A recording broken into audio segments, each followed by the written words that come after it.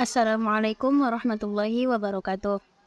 Perkenalkan, saya Amar Rahayu Hasibuan dengan NIM 12320600012. Di sini saya akan menjelaskan tentang kecerdasan buatan atau AI dan kesehatan seksual di Amerika Serikat. Nah, langsung saja pada pembahasan yang pertama, yaitu AI mengatasi penundaan pelaporan program IMS. Infeksi menular seksual atau IMS merupakan permasalahan yang signifikan dalam kesehatan masyarakat di Amerika Serikat. Penggunaan kecerdasan buatan atau AI dapat membantu dalam penanganan IMS ini. Nah, AI dapat mengatasi penundaan pelaporan dan denda dalam ada 3 cara. Yang pertama ada analisis data klaim dan catatan medis, yaitu AI dapat membantu dalam pengumpulan dan analisis data IMS sehingga mengurangi penundaan pelaporan dan denda yang tidak perlu. Data yang dianalisis oleh AI ini dapat memberikan informasi tentang pola dan tren IMS dalam kelompok demografi tertentu. Dan yang kedua ada perbaikan layanan kesehatan. Penggunaan kecerdasan buatan dapat membantu meningkatkan kualitas layanan kesehatan dengan mengidentifikasi kekurangan dan sumber daya yang dibutuhkan. Jadi, model AI ini dapat memberikan informasi kepada Badan Kesehatan Masyarakat tentang sumber daya yang diperlukan, baik itu untuk mencegah ataupun untuk mengobati IMS ini. Dan yang ketiga ada kontribusi pencegahan IMS. Nah, dengan data yang diolah oleh AI dapat memberi informasi kepada Badan Kesehatan Masyarakat tentang sumber daya yang diperlukan untuk pencegahan dan pengobatan IMS secara efektif. Tanggung jawab terhadap pencegahan dan pengendalian IMS perlu mencakup layanan kesehatan primer dan pemangku kepentingan masyarakat. AI dapat menganalisis catatan kesehatan elektronik dan data klaim asuransi untuk menilai faktor risiko IMS. Nah, untuk pembahasan kedua yaitu penerapan AI dalam pendidikan kesehatan dan intervensi anti-rasisme. Yang pertama ada dukungan pendidikan kesehatan. AI dapat menyediakan sumber daya untuk pendidikan, pencegahan, dan pengobatan IMS kepada komunitas yang belajar di rumah dan tidak dapat mengakses layanan kesehatan. Jadi, AI ini dapat menyediakan sumber pendidikan, pencegahan, dan pengobatan IMS kepada komunitas yang menghadapi hambatan struktural dalam mengakses layanan. Yang kedua ada mengatasi hambatan struktural. AI dapat membantu memperkuat intervensi anti-rasisme dengan mengidentifikasi konten online yang bersifat rasis dan memperkuat edukasi dalam komunitas-komunitas tertentu. Yang ketiga ada analisis media sosial. Data media sosial dan komunitas online dapat dianalisis menggunakan AI untuk menilai dampak rasisme terhadap tingkat IMS dan menentukan langkah intervensi yang tepat. Data media sosial dan komunitas online dapat menganalisis menggunakan AI untuk menilai dampak rasisme terhadap tingkat IMS. AI dapat meningkatkan intervensi anti-rasisme dengan mengidentifikasi konten online yang rasis dan menyinggung secara seksual. Yang keempat ada tanggung jawab bersama. Menghadapi ancaman IMS, tanggung jawab terhadap pencegahan dan pengendalian IMS perlu mencakup layanan kesehatan primer dan pemangku kepentingan masyarakat.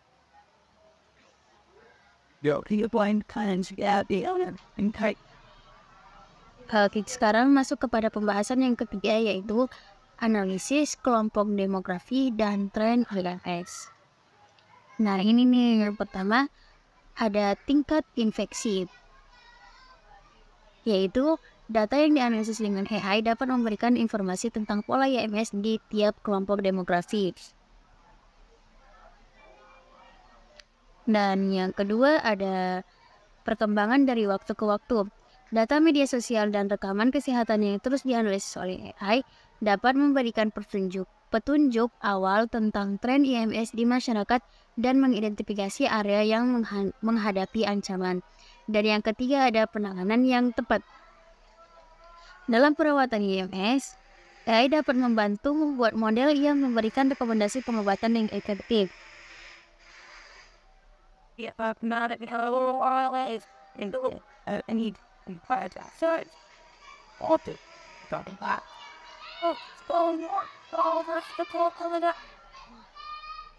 Pembahasan selanjutnya yaitu kerjasama interdisipliner dalam peningkatan kesehatan seksual. Yang pertama ada pemangku kepentingan. Nah, tanggung jawab dalam pencegahan dan pengendalian IMS perlu mencakup layanan kesehatan primer dan pemangku kepentingan masyarakat. Dalam kerjasama antara pemangku kepentingan, AI dapat membantu dalam meningkatkan kualitas layanan dan memperkecil kesenjangan layanan dan dalam masyarakat. Yang kedua ada tim kesehatan yang solid. Dukungan tenaga medis yang solid dan solid dari tenaga medis akan memperkuat tanggung jawab dalam mengendalikan IMS. Dan yang terakhir ada peran dokter. Meningkatkan peran dokter dalam pengobatan IMS melalui penerapan kecerdasan buatan dapat membantu meningkatkan efektivitas dalam memeriksa pasien dan mengurangi kesalahan diagnosis.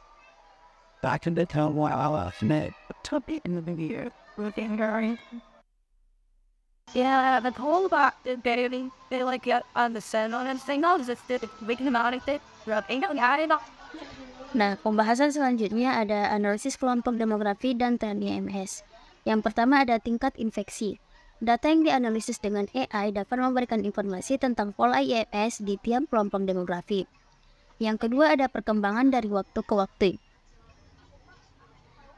Data media sosial dan rekaman kesehatan yang terus dianalisis oleh AI dapat memberikan petunjuk awal tentang tren IMS di masyarakat dan mengidentifikasi area yang menghadapi ancaman. Yang ketiga ada penanganan yang tepat. Dalam perawatan IMS, AI dapat membantu membuat model yang memberikan rekomendasi pengobatan yang efektif.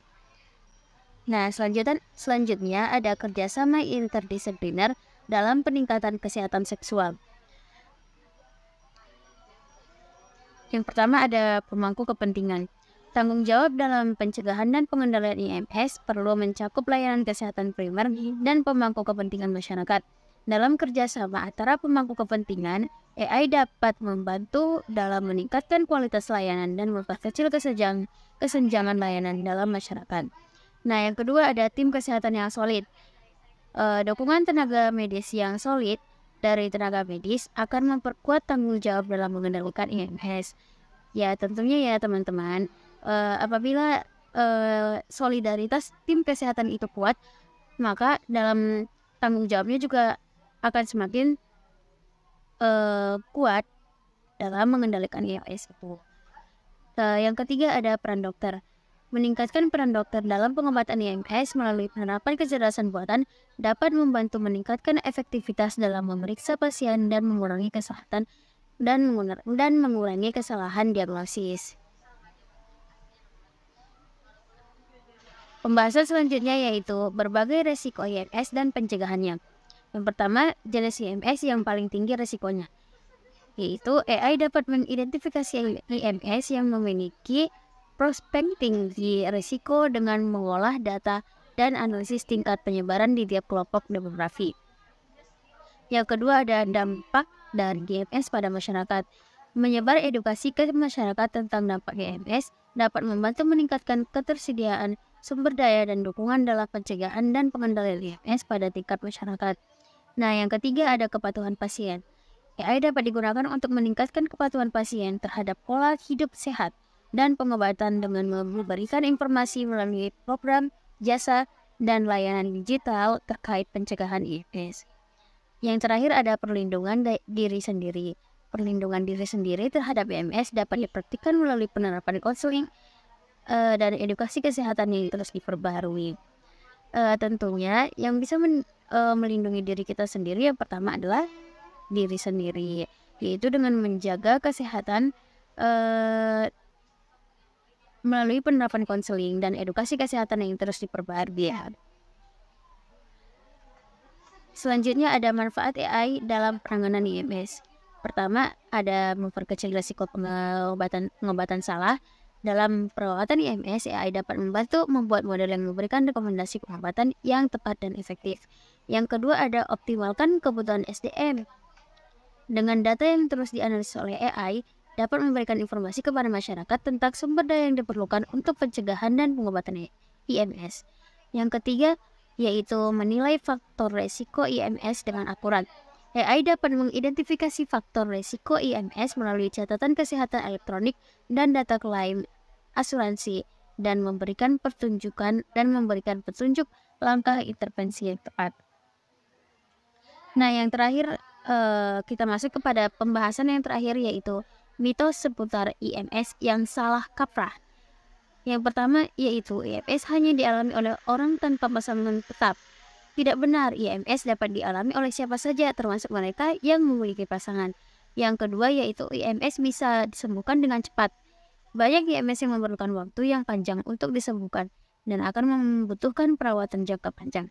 Yang ketiga, IMS tidak akan terjadi pada para culture maker. Hal ini tidak benar. Ternyata IMS tidak diskriminatif dan menyerang siapa saja tanpa terkecuali. Yang keempat, penggunaan kondom adalah tidak 100% mencegah IMS. Penggunaan kondom dalam hubungan seksual memang memiliki tingkat keefektifan yang tinggi, namun bukan jaminan mutlak atas keamanan dari IMS. Nah,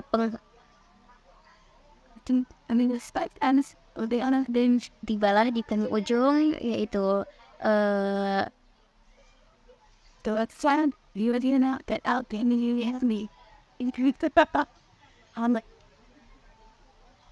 nah, cukup sekian yang dapat saya sampaikan. Dengan banyaknya kesalahan yang telah saya perbuat dalam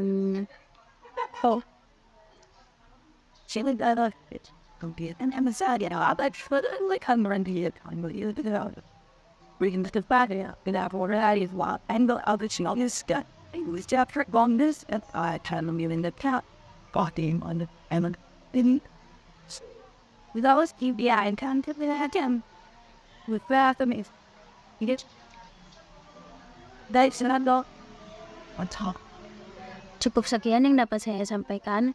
Nah, banyaknya kesalahan yang tadi saya perbuat itu mutlak dari diri saya sendiri, dan mohon maaf atas kesalahan saya tersebut.